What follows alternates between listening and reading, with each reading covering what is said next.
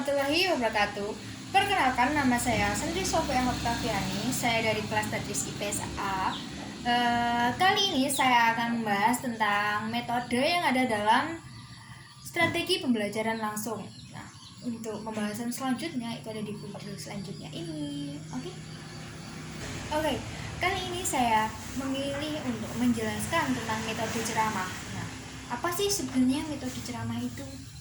Metode ceramah itu merupakan keterangan yang disampaikan secara lisan atas bahan pembelajaran pada sekelompok pendengar untuk mencapai tujuan pembelajaran tertentu dalam jumlah yang relatif besar.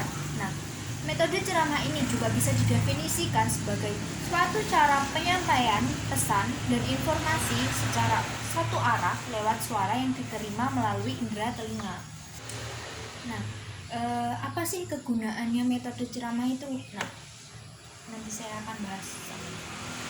Yang pertama itu ada pada waktu memberi informasi. Yang kedua itu ada ketika orang yang belajar telah mendapatkan motivasi. Yang ketiga, jika pembicara pandai menggunakan gambar dan kata-kata. Yang keempat ada jika kelompok terlalu besar memakai metode lain. Yang kelima ada jika ingin menambah atau menekankan apa yang sudah dipelajari. Yang keenam itu adalah ketika mengulangi atau mengadakan pengantar pada suatu pelajaran atau aktivitas. Nah, yang terakhir itu ada jika peserta didik dapat memahami kata-kata yang digunakan.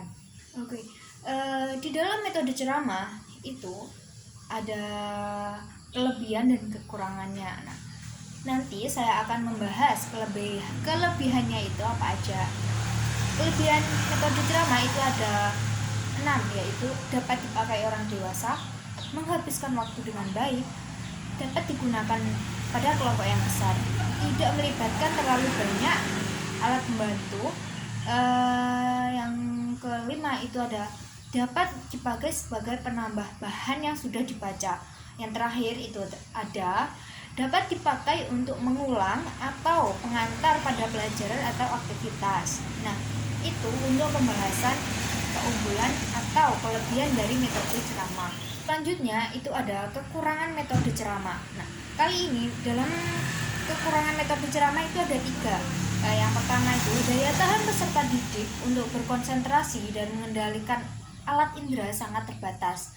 Yang kedua itu ada ketika mendengarkan, peserta didik sangat mudah terganggu karena peserta didik lebih terfokus pada apa yang ia lihat daripada yang ia dengar. Nah, yang ketiga itu ada peserta didik tidak dapat membandingkan, menganalisis, mengevaluasi gagasan atau informasi yang disampaikan ketika dia sedang berceramah. Nah, itu untuk pembahasan tentang kelemahan atau kekurangan dari metode ceramah. Setelah itu saya akan membahas tentang cara bagaimana mengoptimalkan metode ceramah yang digunakan di dalam kelas. Nah, dalam metode ceramah ini caranya itu ada 4 kelompok besar. Yang pertama itu ada membangun minat belajar peserta didik. Nah, di mana di dalamnya itu ada mengawali dengan penampilan cerita atau gambar yang dapat menarik perhatian peserta didik terhadap topik yang diajarkan. Ada lagi yang menyajikan kasus yang berkaitan dengan topik materi pelajaran.